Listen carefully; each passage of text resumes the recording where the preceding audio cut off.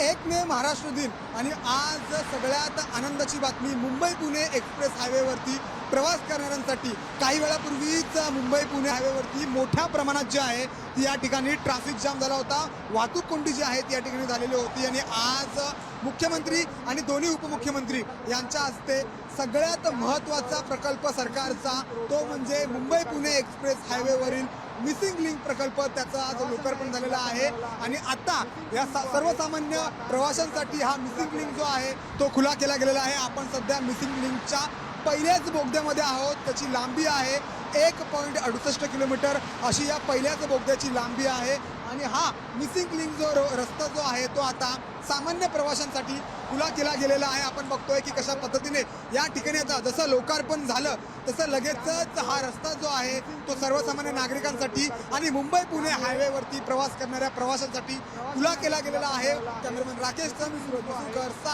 Maval.